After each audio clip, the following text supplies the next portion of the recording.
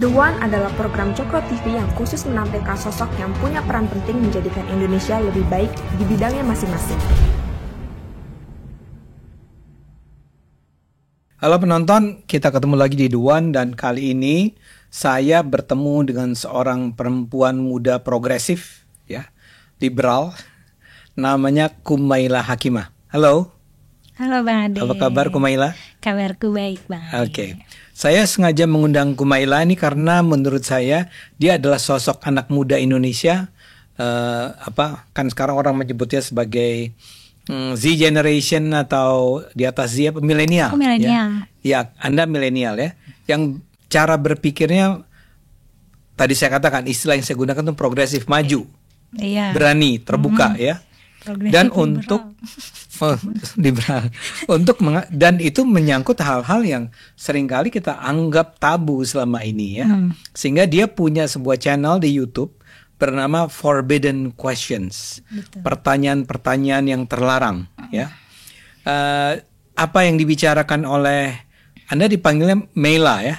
Mela ini apa yang dibicarakan Mela di sana adalah memang topik-topik yang menurut saya penting untuk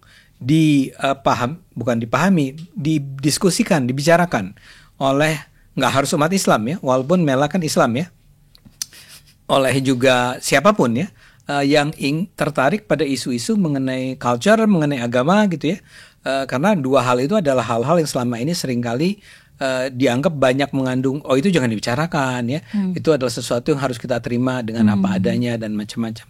Sekedar untuk menunjukkan contoh-contoh topik yang diangkat itu adalah misalnya saja ya, dia pernah bicara tentang apa Mel, salah satunya yang paling paling rame lah ya waktu itu adalah tentang babi ya. Kira-kira Mela itu berusaha mengajak kita berpikir tentang sebetulnya pengharaman babi itu harus dibaca dalam konteks apa gitu ya. Iya, waktu itu jadi kayak aku bikin, sebenarnya ya bukan aku bikin ya, maksudnya aku baca-baca kayak ada catatan antropologis gitu, terus konteks sosiohistorisnya gimana, terus aku bikin itu jadi konten tentang babi ya. tentang kenapa babi haram. Dan saat itu juga Mela ini mengundang wawancara saya dengan saya. Antara lain saya bicara tentang babi itu, tapi justru dalam wawancara itu saya belajar dari Mela ya. Jadi saya diwawancara tapi si pewawancara memberikan pencerahan yang menurut saya sangat bermanfaat buat saya. Lain kali di kesempatan lain Mela juga bicara tentang apa? Siapa yang menghamili Bunda Maria gitu. itu konten, menurut aku itu konten yang paling aku takut bikinnya. Oh, takut ya. Ya, karena itu kayak pertanyaan yang gak sopan banget. Iya. Tapi itu ditanyakan dan itu dijawab oleh Mela ya. Ada juga soal apa? Soal jilbab misalnya ya. Karena Mela ini dulunya berjilbab ya Mel. Iya betul. Ya, sekarang enggak. Dan dia bercerita tentang kenapanya. Dan ada isu-isu semacam itu. Saya harus apresiasi Anda nih. Salam hormat buat Mela. Terima kasih Bang Ade. Nah, barangkali buat teman-teman yang lain kalau tertarik bisa juga lihat di YouTube tuh ada The Forbidden Questions namanya ya. Tapi itu ada dua versi, yang satu versi gratis, satu versi bayar ya. Bayarnya juga nggak mahal sih. Ya murah kok, 20.000. 20.000 per bulan ya. Nah soal yang penghamilan, soal siapa yang menghamili Bunda Maria itu eksklusif. Itu eksklusif, itu yang bayar itu ya. Dan itu bukan karena saya rasa bukan karena Anda ingin menjual itu, tapi lebih betul, karena supaya audiensnya terkurasi. Yang mau nonton tuh yang benar-benar mau nonton aja. Iya. Karena kadang-kadang memang pengalaman menunjukkan bahwa kalau semua orang boleh nonton tuh kita nggak bisa kontrol lah. Benar. Pemikiran jadi orang. Ada forum publik, ada forum tertutupnya. Gitu. Iya. Oke. Nah saya ingin bicara tentang Melanya nih ya. Mungkin kita mulai dari who is. Gimana cara baca kamu? Nama kamu? Kumaila ya. Kumaila ini boleh nggak cerita dulu sedikit tentang kenapa kamu membuat channel Forbidden Question ini? Kamu ini sendiri belajar apa sih sebenarnya? Ini kayak saya ini orang awam nih sebenarnya. Tapi kadang-kadang saya ngomong agama, so tahu aja gitu ya. Nah kalau Kumaila ini belajar agama nggak sih sebenarnya? Jadi sebenarnya Forbidden Questions tuh isinya adalah konten yang topik-topiknya tuh kebanyakan adalah pertanyaan pribadi aku di masa muda. atau bahkan masa kecil. Ini kamu masih muda, Kumaila. Jangan lupa ya. Nah, tapi sekarang udah nggak punya, maksudnya udah nggak galauin pertanyaan-pertanyaan kayak gitu. Pernah ada masalah ya? Ya, dan pertanyaan-pertanyaan itu tuh aku terusin. Jadi aku curious dan aku emang ngikutin banget. Kalau mungkin karena aku sepanjang pendidikan aku dari masuk SD itu aku di pesantren. Oh. Sampai kuliah juga masih di asrama gitu. Dan di pesantren itu? Iya, di pesantren. Udah gitu juga. Boleh tahu nggak di mana? Di Sukabumi. Oh, pesantren di Sukabumi. Ya, sempat di SD, SMP, sempat SMA. di Karawang juga, sama sempat satu lagi di. Oh, di beberapa tempat. Iya. Oke. Silahkan. Saya nggak ngerti pesantren, jadi di saya Banten. pikir Aku lupa. satu lagi di Banten. Ya. Jadi aku sempat pesantren di pesantren modern pernah, pesantren salaf juga pernah, kayak pesantren tradisional gitu loh, yang masih ngaji kitab kuning, pokoknya masih mengkaji secara tradisional lah gitu. Jadi aku sempat nggak sekolah setahun, lulus SMP, masuk SMA aku nggak langsung SMA, aku tradisinya tuh namanya tabarukan gitu. Jadi santri yang hafal Quran itu ada tradisi dia tabarukan dulu ke guru-guru yang lain gitu. Tabarukan itu artinya ngalap berkah. Jadi ya itu semacam tradisi aja dan aku ngikutin gitu. Kamu datang ke beberapa untuk hafalan aku didengar, diuji gitu. Oke. Sorry, kamu hafal Al-Quran? Secara sertifikat ya. Artinya apa itu? Ya artinya sudah diuji ya gitu. Oh, maksudnya kamu ada syahadah. Ada sertifikat yang menyatakan bahwa Kumaila ini ada sertifikat dari pesantren-pesantren itu dan ada dari kampus juga. Aku kuliahnya tafsir. Tafsir apa? Tafsir Quran dan hadis. Oh, jadi memang Kumaila ini belajar bukan hanya belajar agama, tapi bahkan belajar bagaimana mentafsirkan Quran dan hadis. Benar, nah makanya pertanyaan-pertanyaan di konten aku tuh kebanyakan heavy di agama. Dan kenapa aku ngejar banget memahami Quran, karena aku waktu itu mikir ya, waktu masih muda mikirnya kalau semakin aku kejar-kejar nih, maksudnya semakin aku pelajarin ini, nanti aku akan nemu jawabannya gitu. Nanti pertanyaan-pertanyaan aku ini akan make sense gitu. Kayak gitu sih. Di mana? Dulu motivasinya gitu. Nggak, yang kamu katakan kamu kejar itu kejar di mana? Ya, ketika dulu atau dulu jadi kayak makanya aku suka banget belajar Quran. Terus kenapa aku kuliahnya lanjut hadis, ke tafsir. Karena emang waktu itu tuh aku penasaran banget gitu, karena kan aku hafal Quran itu waktu kecil. Nah jadi waktu kecil tuh aku ngerasa lingkungan aku terlalu ngelihat aku kayak anak ajaib nih gitu. Maksudnya kayak ini anak kecil udah hafal Quran gitu. Pada usia berapa kamu hafal Al-Quran? 10 tahun kamu hafal satu Al-Quran? Iya. Nah sementara kan teman-teman masih abata masih ngapalin surat-surat kecil. Nah jadinya aku sama pihak pondok suka dibawa ke Jakarta buat jadi bahan marketing gitu loh. Jadi ada forum kayak majelis talim, aku disuruh baca Quran atau diundang ke radio-radio buat baca Quran. Terus kayak ya itu, tapi pada usia itu 10. Ya itu buat marketing, ini loh di pondok kita, di pesantren kita, anak sekecil ini bisa hafal Quran gitu. Ya semacam itu sih. Atau ya ikut lomba-lomba kayak ada tuh kayak lomba MHQ itu kayak Musabaqah Hafizul Quran, itu lomba hafal Quran. Dan ya karena aku masih kecil, jadi kompetitornya yang usia kecil tuh sedikit gitu. Oh, lawannya juga anak-anak kecil. Dan waktu itu tuh aku bingung kenapa orang-orang dewasa di sekitar aku bereaksi berlebihan. Karena kan aku nggak paham nih, maksudnya aku Quran kan hafal doang, bahasa Arabnya kan belum bisa. Jadi makanya waktu itu tuh rajin. Waktu itu bahkan kamu belum bisa berbahasa Arab, tapi hafal Al-Qurannya. Iya, itu biasa. Maksudnya itu kan biasa orang Indonesia hafal berapa surat tapi nggak tahu artinya kan. Iya. Nah, makanya waktu itu tuh belajar banget, karena aku mikir mungkin jawabannya dari situ gitu. Kayak kenapa orang-orang menganggap ini tuh big deal gitu. Oke. Ya udah. Terus kapan? Oke, itu kan berjalan. Kapan kamu mulai memahami arti Al-Quran? Yes. Kayaknya sampai sekarang masih berjalan ya. Karena tapi kapan mulai bisa? Kapan mulai paham, oh ini artinya Al-Baqarah nih ini gitu. Mungkin seiring kayak kurikulum bahasa Arab di pesantren ya. Ya Nah, SMP-an, SMA-an Oke. gitu. Ya mungkin yang mendalam banget, yang lebih kontekstual itu pas kuliah ya. Ketika masuk ke Tapi tafsir kalau, itu. tapi kalau secara literal aja kayak SMP, SMA udah bisa gitu.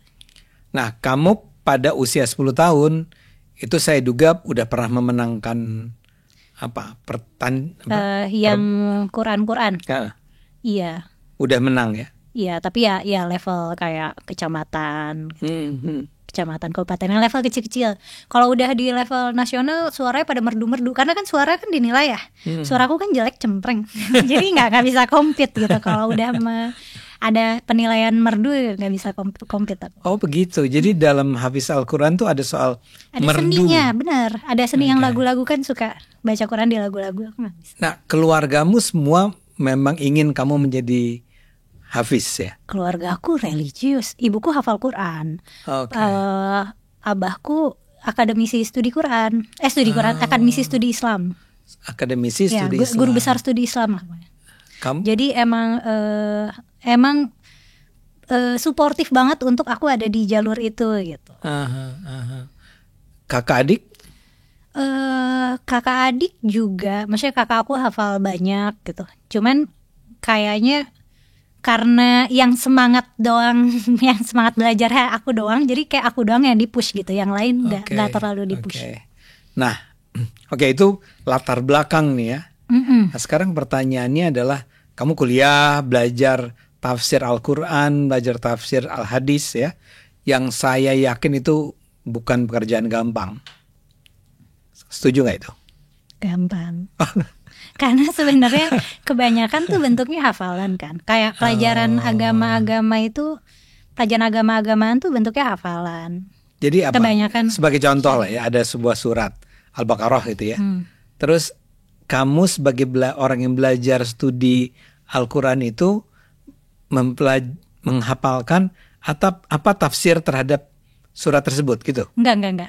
Kalau ayatnya hafal, cuman kalau itu kan dipahami. Tapi kan kalau yang bentuknya sejarah itu kan masih kayak sifatnya, maksudnya masih cuma butuh kognitif level bawah aja kan. Maksudnya kayak belajar sejarah aja. Jadi kamu tidak nggak butuh kayak high level problem solving gitu kayak misalnya critical thinking itu enggak terlalu critical thinking iya, tapi dalam batas tertentu ya. Jadi tujuannya kan outcome-nya supaya menjadi ulama. Nah, ulama kan punya frameworknya sendiri nih buat bisa ngeluarin fatwa. Tapi kan framework untuk bisa memproduksi fatwa kan harus tetap berada di koridor itu gitu. Jadi critical thinking tapi dipagerin gitu. Oke. Boleh berpikir kritis tapi yang ini jangan. Tapi ada koridornya. Gitu. Nah, sekarang saya melihat kamu sekarang ya. Kamu bercerita tentang di masa lalu kamu adalah seorang hafiz, orang studi tafsir. Aku nggak mau dibilang hafiz deh, maunya kayak dibilang kayak Quran nerds gitu, kayak. Tapi kamu hafiz kan?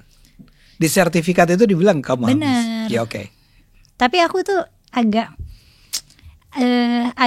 nggak srek sama labelnya, karena kayaknya tuh kalau hafizoh itu kan literally hafizoh itu kan artinya literally penjaga ya. Jadi yang menjaga Quran dari perubahan gitu. Tapi seharusnya itu artinya. Iya, dan itu kan bentuknya ibadah ya. Maksudnya kita menjaga Quran ini dari perubahan gitu, dan itu bentuk ibadah. Sedangkan aku ngerasa itu bukan ibadah, itu karena aku minat aja, karena aku ngulik-ngulik gitu. Jadi aku lebih kayak nerding out. Gitu. Jadi Quran nerd ya? Ya Quran nerd ya. Aku lebih srek. Jadi kamu dulunya Quran nerd, terus studi tafsir, and then kemudian sekarang saya melihat kamu seperti ini. Seperti ini saya katakan tadi di awal. Masih Quran nerd? Ya oke. Tapi sebagai contoh paling gampang, tidak berjilbab. Oke. Topik-topik yang diangkat adalah apa yang Anda katakan sebagai forbidden. Tidak boleh dibicarakan. Bahkan sampai topik-topik yang menurut saya sangat sensitif tadi.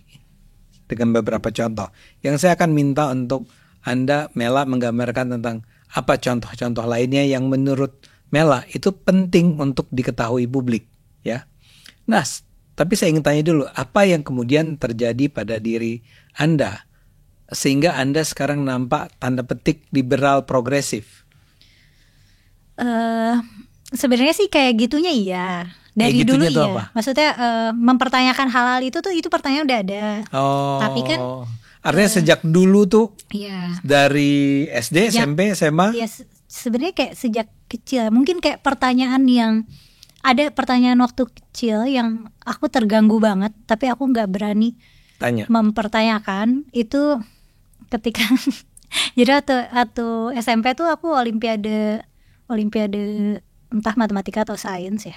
Terus guru-guru aku pada bilang kayak, maksudnya mereka kan men-treat aku sebagai anak yang istimewa lah gitu. Kebetulan zaman sekolah juga kayak aku ranking 1 terus, tapi ya mungkin tuh karena sekolah aku nggak begitu kompetitif ya gitu. Jadi makanya dicemplungin olimpiade, cemplungin olimpiade aku kalah terus kalau olimpiade nasional gitu.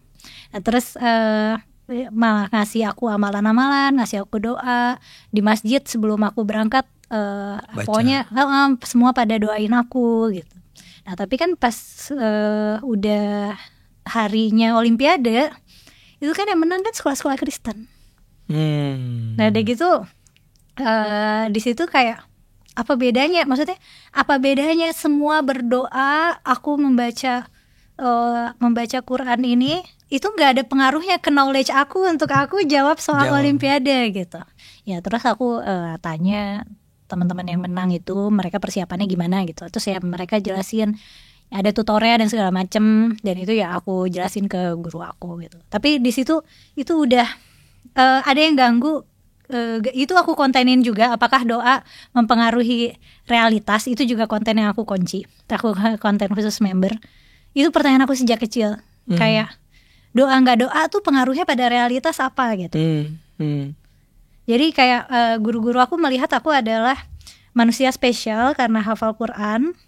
Tapi ternyata aku tidak spesial enough untuk bisa memenangkan olimpiade ini gitu. Ternyata teman-teman dari sekolah Kristen ini yang unggul. Dan udah gitu di situ juga karena aku cukup sering olimpiade dulu zaman sekolah, yang langganan menang tuh kayak sekolah-sekolah Kristen. Dari pesantren tuh aku doang, selalu aku doang. Ya, yang sekolah-sekolah Islam kadang ada, tapi biasanya itu doang dan gak terlalu kompetitif gitu. Kamu cukup kompetitif? Aku cukup kompetitif, akunya kompetitif ya. Tapi sebenarnya sekolahnya gak terlalu kompetitif. Terus jadinya ya udah itu pertanyaan yang ganggu aku gitu. Di masa itu? Terus? Tadi apa pertanyaannya? Ya dan apa namanya? Bagaimana proses perubahan sehingga kamu kini nampak sebagai seorang anak muda aktivis yang berpikir terbuka, progresif, liberal begini?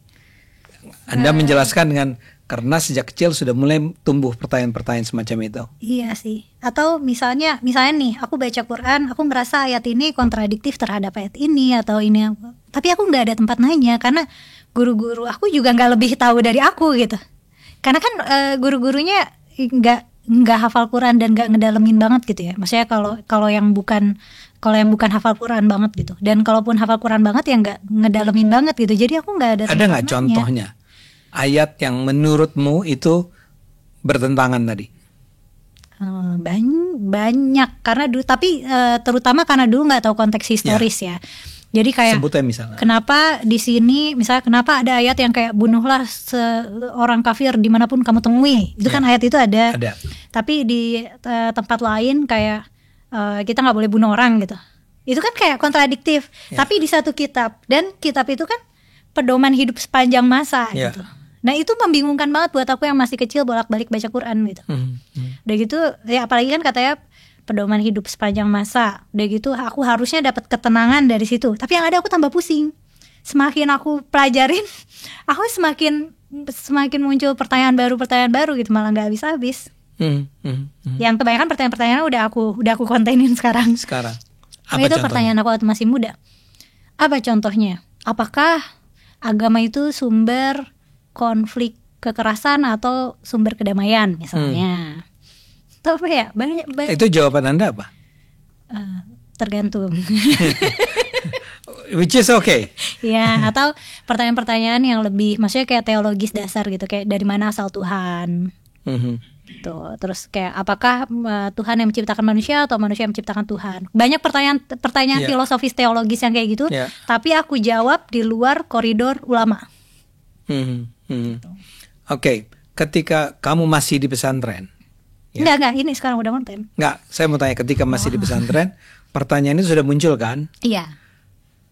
Terus pernah nggak kamu ajukan itu kepada seniormu atau gurumu? Beberapa ada, beberapa nggak ada karena aku udah ngerasa itu pertanyaan yang nggak sopan. Misalnya aku pernah nanya soal kenapa orang Islam doang, pertanyaan anak kecil banget, tapi kenapa orang Islam doang yang masuk surga? Waktu itu tuh kebetulan zaman kecil tuh aku waktu itu kayaknya Oprah baru punya acara di Metro TV. Oprah Winfrey. Nah, udah gitu kan awal-awal munculnya kan dia kayak inspiratif banget gitu. Dan Oprah itu kan religius ya, Kristen religius. Terus aku waktu itu kayak, lah, tapi berarti Oprah nanti masuk neraka dong. Itu ada di kepala. Itu kepikiran sama kamu mengagumi Oprah. Iya. Aku khawatir dia masuk neraka. Iya. Nah, aku mencari jawab. Aku nanya ke guru aku kan. Aku berharap dia bisa menjawab, Oprah nanti akan masuk surga gitu. Tapi ternyata enggak, karena bahkan Nabi Tholib yang pamannya Nabi, yang support banget Nabi, ceritanya tetap masuk neraka karena tidak embracing Islam. Kata gurumu. Ya. Oke. Dan memang di Qurannya kan gitu. Nah, tapi yang bikin gak puasnya lagi, katanya hidayah itu prerogatif Tuhan gitu. Yang mana kita nggak bisa ngapa-ngapain gitu. Ya itu aku sedih. Saya nggak ngerti maksudmu apa. Jadi katanya orang yang bisa dapat hidayah itu ya terserah Tuhan. Oh ya. Jadi meskipun misalnya kita berdakwah, kalau Tuhan nggak menghendaki orang itu dapat hidayah, ya enggak akan. Nah, itu juga ganggu aku. Terus kenapa? Karena masa pilihannya cuma 2 kan, surga dan neraka. Nah, sedangkan orang Islam kan cuma berapa sih, 2 miliar, 1,5 sekarang miliar. Ya. Nah, sisanya kan orang non muslim, terus semuanya dinerakain gitu. Ya, konsep surga neraka tuh ganggu banget aku. Dan mereka masuk neraka karena nggak memperoleh hidayah gitu. Iya. Padahal yang nentuin dikasih hidayah atau enggak Tuhan juga. Iya, benar. Nah, jadinya kan aku mau pertanyakan sifat-sifat Tuhan. Nah, itu kayaknya makin lama jadi kayak tambah nggak sopan gitu. Maksudnya kamunya nggak sopan. Akunya, pertanyaanku nggak sopan. Tapi pernah nggak karena kamu harus bertanya terus kamu tanya dan dimarahin? Misalnya dimarahin sih nggak pernah, tapi paling kayak, aduh Mela ini banyak nanya ya, paling digitu-gituin aja. Karena kamu dianggap anak baik sih ya. Anak baik untuk ukuran pesantren, iya. Ya, maksud saya kalau yang mengutarakan pertanyaan itu adalah anak yang selama ini dianggap sering membandel atau melawan. Iya kali ya. Di kampus juga dulu gitu, aku suka nanya-nanya ke dosen. Misalnya ya nanya yang bentuknya plot hole gitu dalam syariat atau dalam sejarah Nabi. Suka aduh ya mana saya tahu, kamu nanya terus gitu. Plot hole apa? Kayak ada celahnya nih, celah-celah dalam hukum syariat. Oke. Atau celah-celah dalam sejarah Nabi gitu. Oke, jadi bahkan kamu masuk ke perguruan tinggi belajar tafsir, itu tetap mengganggumu. Malah ternyata aku jadi banyak terekspos lagi sama masalah-masalah, karena kan yang jadi bahan penelitian mahasiswa tafsir itu adalah celah-celah itu. Oh. Yang jadi buat kita research itu kayak ayat-ayat yang kontradiktif atau itu emang dipelajari. Iya, itu dipelajari dan diteliti. Itu jadi malah aku tambah terekspos lagi. Kamu tuh kamu bikin skripsi gak sih? Bikin. Skripsimu tentang itu enggak? Skripsi aku gampang. Jadi aku 2 kali ganti judul karena ternyata nggak selesai. Skripsi pertama itu aku bahas tentang aku mempertanyakan hukum najis anjing. Oh. Karena banyak kontradiksi sejarah di mana anjing liar tuh bebas keliaran di Masjidil Haram, Terus anjing tuh peliharaan umum, peliharaan yang biasa gitu di tanah Arab sana gitu. Kenapa sekarang kita kayak antipati banget sama anjing gitu? Gitu. Tapi ternyata susah nyari referensinya karena ternyata nggak banyak yang ngomongin itu, mungkin nggak terlalu menarik ya. Terus kedua soal usia Aisyah. Usia Aisyah ketika menikah itu ganggu aku banget karena Nabi Muhammad kan umurnya 50, Aisyah umurnya 6. Kayak ya itu ganggu. Tapi itu juga aku bisa selesai, tapi kayak bakal lama banget karena sumber-sumber yang tersedia tuh kalau nggak bahasa Arab, kalau nggak bahasa Urdu. Oke. Jadi kayaknya tapi Arabnya kamu udah bisa bahasa Arab waktu itu? Skill bahasa Arab aku tuh justru terbatas di Arab klasik, Arab Quran. Kalau misalnya aku suruh baca artikel Al Jazeera misalnya, aku ngawang-ngawang karena nggak banyak baca. Biasanya yang aku baca kan kayak kitab fikih, kitab hadis, dan itu beda. Beda. Yang dari rentang abad 7 catatan klasik abad 7 sampai 14 kali. Itu yang atau kamu baca? 15 ya. Beyond itu pokoknya kalau udah bahasa Arab modern banyak istilah-istilah modern yang aku nggak tahu. Sehingga soal Aisyah ini tetap kamu nggak buat sebagai skripsimu? Enggak, tapi udah aku kontenin. Oke. Itu juga konten kunci, aku kunci. Anjing juga aku kontenin, itu konten publik. Oke. Akhirnya aku mikir yang gampang selesai, yang bisa aku selesain sebulan apa ya? Ini apa namanya? Tentang kaya dan miskin dari perspektif Nabi. Jadi kayak Nabi Muhammad tuh ini nggak seru tapi gampang diteliti karena Nabi Muhammad tuh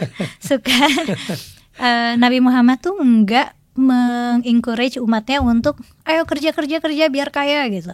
Dan bahkan bukan gembel, ahlus sufah biasanya, yang ngemper yang nggak punya rumah, ngemper di masjid, itu sama Nabi nggak disuruh kerja, nggak digituin, malah kayak disuruh zikir gitu.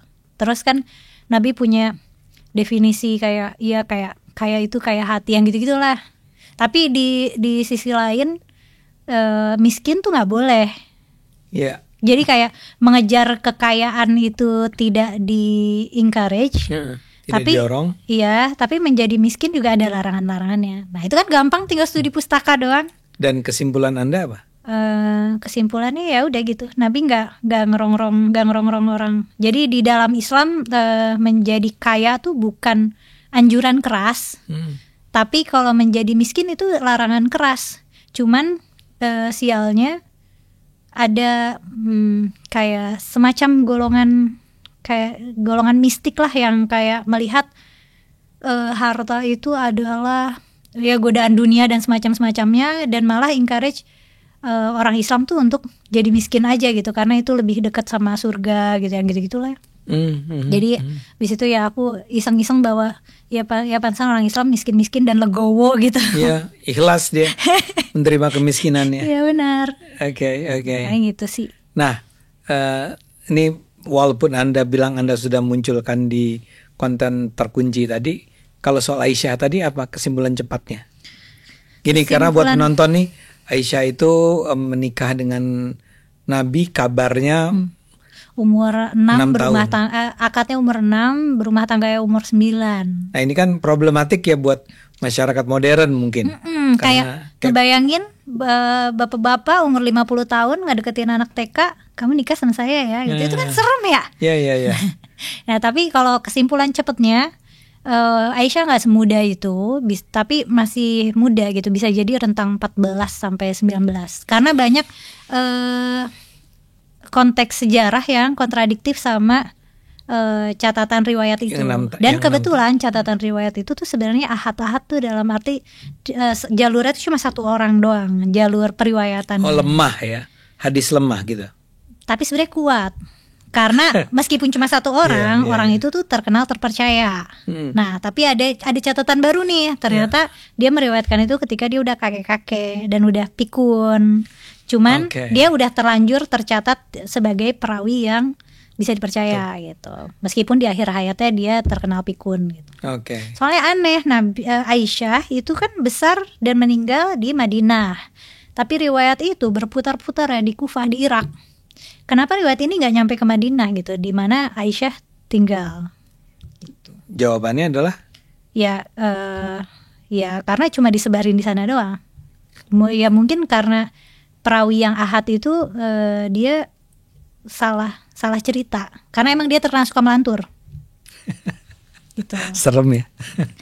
Seram. Nggak, Tapi gini, saya mau bilang sebenarnya masih serem. kecil juga. Ya, saya mau bilang serem gini. Kan buat saya nih orang Islam awam sebetulnya. Awam dalam artian tidak belajar ya. Itu kan kita sangat percaya sama hadis kan. Iya. Sekarang tiba-tiba kamu bilang bahwa jangan-jangan salah karena yang merawikannya, yang menyampaikannya itu barangkali bisa dipercaya sebenarnya, tapi ada masa di mana dia udah pikun. Iya, jadi di banyak jadi di dalam ilmu hadis itu ada yang namanya jarh wa ta'dil. Jadi kayak judgment gitu. Jadi ini orang yang menyampaikan hadis dikulitin biografinya. Jadi ada ulama-ulama yang menjudge orang ini gitu. Misalnya aku perawi hadis, nanti Kumailah Hakimah menurut ulama A dia tuh sebenarnya jujur tapi suka pelupa gitu. Kalau menurut ulama B Kumailah Hakimah tuh jujur tapi dia kalau makan suka sambil jalan. Yang kayak gitu tuh digituin. Ini yang C menarik ya. Kumailah Hakimah itu jujur tapi dia rada bodoh misalnya. Yang gitu-gitu tuh ada dikulitin. Nah, si Hisham bin Urwah itu nama perawinya yang cuma satu orang doang yang cerita tentang Aisyah umurnya 6 nikah umur 9. Dia bilang dia dapat dari bapaknya dari Aisyah gitu, yang cuma satu jalur doang. Itu ceritanya semua orang pada bilang dia terpercaya, soleh gitu. Cuman ada sedikit catatan yang bilang mungkin mereka yang ketemu Hisham pas udah tua kali ya. Karena kan Hisham tinggalnya agak jauh nih Di Irak. Terus ada catatan-catatan yang bilang Hisham tuh di atas umur 70 udah nggak bisa diterima lagi riwayatnya karena dia terbukti ngelantur, udah jadi kakek-kakek yang ngomong ngelantur gitu. Oke. Nah itu kan kayak catatan yang sangat krusial banget. Nah cuman kan orang nggak peduli untuk ngulik riwayat sejauh itu kan. Kita cuma mau nerima teksnya aja. Oh Aisyah nikah umur 6, berumah tangga umur 9 gitu. Padahal itu justru krusial banget untuk karena dijadiin misalnya kalau misalnya ada bapak-bapak mau nikah sama anak kecil kan bisa pakai justifikasi Nabi aja nikah sama anak kecil gitu. Itu kan serem. Iya. Oke, nah Mel, setelah itu semua, setelah kamu menjalani itu semua, kapan kamu mulai akhirnya memutuskan untuk ya udah gue bikin konten, saya ngomong ke publik deh, even dengan sebetulnya risiko bahwa orang mungkin akan salah menerima apa yang kamu sampaikan dan menuduh kamu sebagai, kalau dulu kamu dianggap sebagai hafiz ya, sekarang saya duga akan banyak orang yang udah menganggap kamu itu menyesatkan.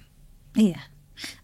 Tapi sebenarnya nggak kaget banget karena sebelum konten di YouTube aku suka nulis artikel atau esai buat media Islam gitu. Setelah kamu lulus nih ya? Setelah aku lulus. Kamu nulis untuk media?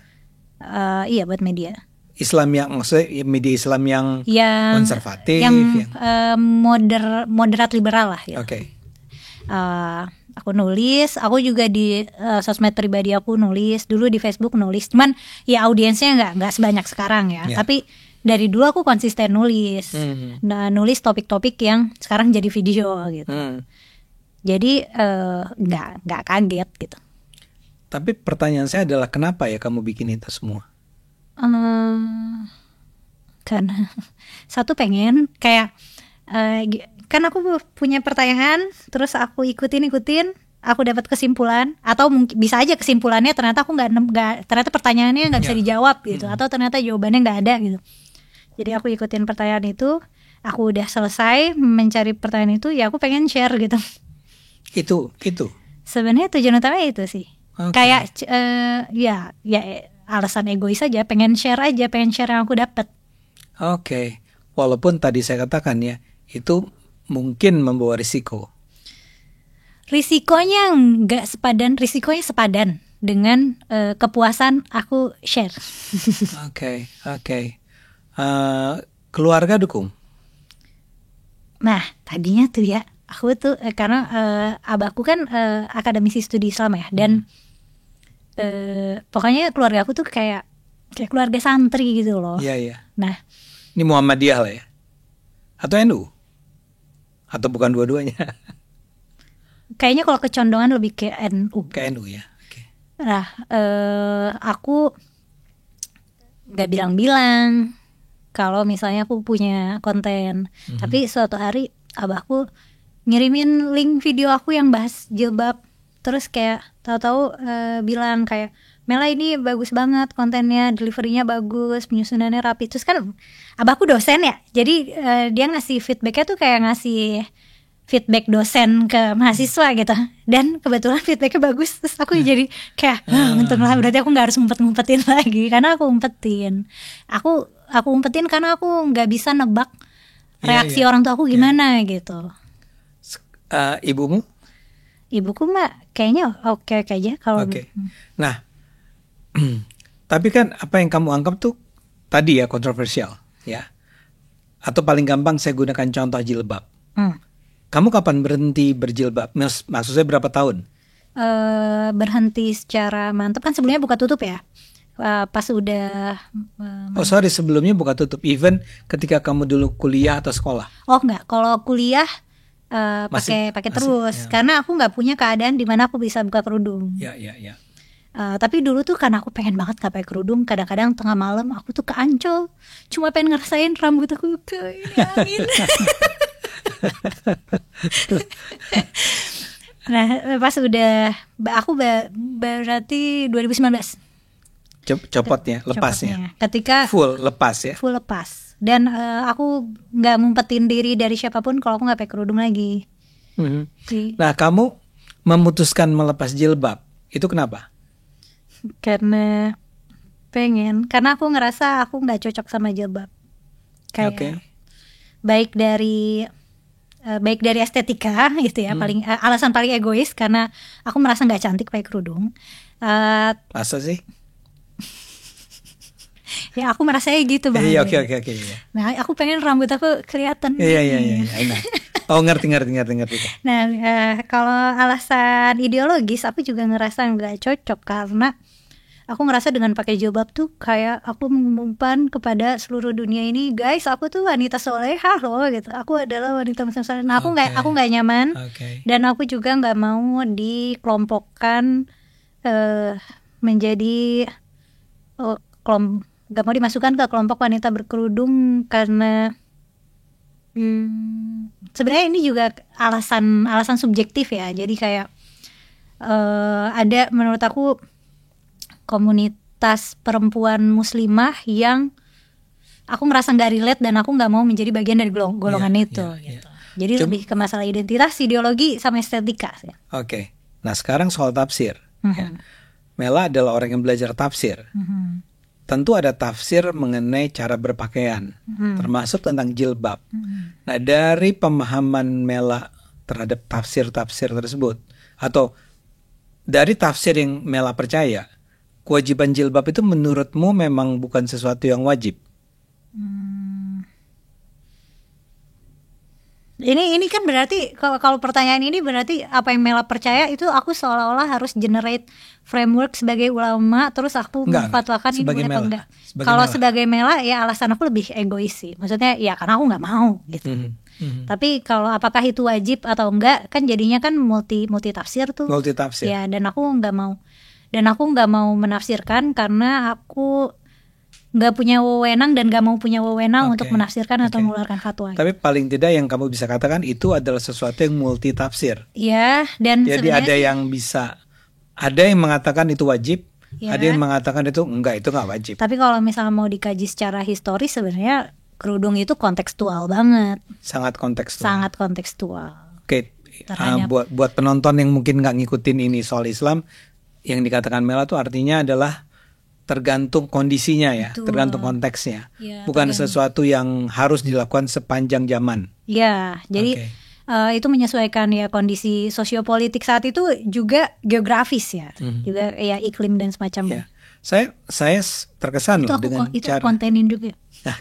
Saya terkesan dengan cara menjawab Mela yang tadi ya, dia jelas-jelas Anda mengatakan jelas-jelas kalau saya harus mengatakan wajib tidak ya. saya tidak ingin dianggap sebagai seorang ulama atau seorang pemuka agama yang pendapat-pendapat saya itu berpengaruh terhadap orang-orang lain gitulah kira-kira ya, atau diikuti oleh orang-orang lain. Ya, ini adalah jawaban dari Mela saja sendiri ya. Nah, tapi kan soal jilbab, walaupun tadi Mela katakan juga Anda angkat sebagai konten, itu barangkali salah satu topik yang masih relatif tolerable lah. Artinya gini, sensitif sih sensitif, tapi nggak sensitif banget ya. Dibandingkan misalnya dengan, sensitif banget ya. Kenapa dibilang sensitif banget? Karena itu termasuk ke konten aku yang paling banyak dapat kecaman itu babi dan jilbab. Karena dalam konten itu Mela menjelaskan apa yang soal jilbab itu? Mungkin yang orang-orang nggak setuju dapat tuh kayak seolah-olah karena mungkin aku nggak pakai kerudung. Terus aku ngejelasin kayak konteks politik, yang kontekstual tadi itu ya. Jadi yang penonton dapatkan itu seolah aku implying kalau aku lagi nyari celah jilbab tuh nggak wajib loh gitu. Padahal sebenarnya aku nggak berjilbab tuh irrelevant terhadap mau itu wajib, sunnah, mau konteks sejarahnya gimana. Aku nggak pakai jilbab tuh itu karena keputusan egois aja, karena aku nggak mau gitu. Iya. Apa yang terjadi waktu itu? Maksud saya, apakah Mela menjawabnya atau Enggak. Dijawab. Biasanya kalau yang kayak personal banget, jadi kalau di Forbidden Questions aku menjaga konten aku adalah dunia ide. Jadi kayak ini fakta, ini ide. Tapi apa yang milik aku, apa yang personal buat aku nggak aku share. Yang tadi kamu bilang yang juga bermasalah, kontroversial, babi kan? Ya. Yang singkatnya ketika itu Mela mengatakan apa? Babi itu haram karena babi itu tidak etis di tanah Arab dimakan gitu. Maksudnya itu kan bukan eksklusif aturan Islam ya, di aturan Yahudi juga gitu, dan itu tuh kayak aturan. Yahudi juga tidak boleh makan babi. Yahudi nggak boleh makan babi. Jadi mungkin teks pertama yang mengharamkan babi itu ada di Yerusalem, di Torah. Babi itu haram, dan itu tuh ya jauh dari Islam, mungkin 3.500 tahun lebih early daripada Quran teksnya. Jadi warga sana udah mengadopsi dietnya tanpa babi gitu. Nah, kenapa babi itu sampai nggak boleh banget gitu? Itu kan pertanyaan yang menarik banget ya. Kenapa nggak boleh banget di selain Islam. Di Islam? Karena di belahan dunia lain orang-orang makan babi dan nggak apa-apa gitu, sehat-sehat aja kan. Selama ini kan di kita kan rasionalisasinya penyakit lah, cacing cita. Nah itu juga aku bahas tuh dari mana rasionalisasi itu berasal. Terus sebenarnya alasan utama nggak etis tuh ya karena tidak ramah lingkungan. Jadi dietnya babi itu mengkonsumsi air jauh lebih banyak dari manusia. Nah sedangkan air adalah komoditi yang mahal kan di tanah Arab sana saat itu. Benar. Nah jadinya beternak babi itu nggak etis, dan makan babi juga jadinya nggak etis, dan lama-lama nggak populer, jadi tabu gitu. Terus ya dikristalin aja sama ajaran agama, haram gitu. Haram makan babi gitu. Tapi saya ingat sekali ketika kita ngobrol itu, Mela menyebut bahwa babi yang disebut di dalam Al-Quran itu bukanlah babi seperti yang kita kenal sekarang. Lebih tepatnya nggak tahu, karena mereka pakai kata itu ya. Apa namanya? Khinzir. Ya itu ngikutin dari Torah aja. Nabi Muhammad dan para sahabat nggak tahu khinzir itu kayak gimana. Nabi Muhammad dan para sahabat nggak tahu. Iya. Khinzir itu seperti apa? Karena itu kan nyadur Taurat. Jadi banyak hukum, banyak kisah syariat di Quran itu yang mirip kayak Taurat. Perjanjian Lama ya. Anda mau bilang bahwa di masa itu di tanah Arab tidak ada khinzir? Pas zaman Nabi nggak ada. Ada catatan arkeologisnya kok. Jadi saya ulang ya. Jadi tidak ada khinzir itu, tapi ada ayatnya. Ya. Yang menurut Mela adalah apalah, diambil atau disadur atau dipinjam dari Taurat. Itu juga akan menimbulkan masalah ya. Betul. Anda menghadapi banyak kritik kali ya. Betul. Tapi sebenarnya kritiknya ya maksudnya di permukaan. Justru kritiknya tuh lebih kayak lu ngapain nanyain kenapa babi haram, kayak nggak usah dipertanyakan lagi. Kalau udah dibilang haram ya haram gitu. Oke. Tapi kan sebenarnya Anda bisa katakan yang haram tuh khinzir. Gitu mah Bang Ade. Nggak iya. Dan saya tahu ini akan menjadi panjang sekali kalau Mela harus menyebut sejumlah topik-topik lain yang menurut Mela juga kontroversial. Tapi kita nggak punya banyak. Ya. Tapi boleh nggak Anda sebut aja misalnya hal-hal yang menurut Anda itu perlu Anda ingin tuh Anda sampaikan kepada publik, mungkin sudah Anda lakukan di video-video sebelumnya, dan Anda pikir itu adalah sesuatu yang penting buat masyarakat. Mungkin yang sifatnya doktrin-doktrin agama yang sifatnya itu mengingkari realitas ya. Seperti katanya kan manusia pertama itu Adam dan Hawa. Tapi kan itu nggak fit nih sama realitas. Kenapa? Karena kan manusia pertama itu tidak mungkin diturunkan dari surga gitu. Oh, yang cerita dia makan apa? Terus tahu-tahu beranak pinak kayak gitu. Atau ya apalagi yang nggak lain. Karena yang realitas mengatakan apa? Mungkin teori evolusi. Ya, jawaban terbaik umat manusia yang kita punya saat ini untuk menjawab dari mana asal mula kehidupan ya teori evolusi gitu. Nah, itu juga jadinya itu juga waktu itu dapat banyak penolakan gitu. Wah, ini manusia pertama nih, ini cewek keturunan ikan, cewek keturunan monyet gitu. Waktu aku jelasin teori evolusi, aku nggak pakai term teori evolusi sama sekali. Aku cuma ngejelasin basic konsepnya aja gitu. Ya. Dan kemudian saya ingat kalau gitu. Contoh ketika Mela mengatakan sebetulnya nggak ada buktinya tuh ada Bahtera Nuh itu apa? Iya. Dan ternyata itu adalah saduran dongeng lama dari Mesopotamia. Jadi ada catatan ini soal lama. Ini buat penonton Nuh. Ingat Nuh ya yang dia harus membuat sebuah bahtera untuk menyelamatkan makhluk hidup lah ya. Yang pasangan-pasangan naik kapal. Ya Anda ingat lah ya. Itu dipertanyakan lah, dipertanyakan lah. Iya, karena ternyata menariknya ada kisah yang sangat mirip. Itu tokoh utamanya tapi namanya Gilgamesh. Dewa, ada tuhan-tuhannya gitu, ada dewa-dewanya, aku lupa, mungkin ada Anunnaki atau Ra atau siapa. Dan itu ngasih perintahnya sama, bikin bahtera buat menyelamatkan umat manusia karena kalian udah pada maksiat. Pengen dibinasakan dunia ini, mau kasih hujan supaya tenggelamin dunia gitu. Yang selamat cuma yang naik bahtera doang. Itu kan mirip banget secara premis utama. Kurang lebih itulah ceritanya. Benar. Nah paling itu cerita-cerita yang ternyata mirip-mirip gitu. Atau ada juga cerita yang mirip tentang jembatan Shirotol Mustaqim. Yang katanya setipis rambut dibelah 7 dan tajam kayak pedang. Dan kalau misalnya kita jatuh, kita masuk neraka. Dan itu tuh persis dengan catatan yang dipunyain agama kuno ya, Zoroaster. Masih ada sih Zoroaster sampai sekarang. Cuman itu agama yang jauh lebih kuno dari Islam. Itu mereka punya catatan itu gitu. Nah, setelah mengatakan ini ya, Anda tetap Muslim kan? Muslim masih. Menurut Anda, tetapkah kita memerlukan dalam hal Islam ya, Al-Quran atau Kristen itu Alkitab? Nah itu juga aku kontenin, tapi aku kunci apakah ada kitab suci yang relevan sepanjang masa. Ya dan itu aku kunci karena gak bisa aku jelasin untuk publik. Di sini gak bisa Anda jelaskan. Gak bisa, kayak bahaya deh. Bahaya. Tapi ya kalau saya pribadi, saya tetap menganggap biar bagaimanapun saya Muslim ya. Dan seperti Mela tahu, saya sholat ya.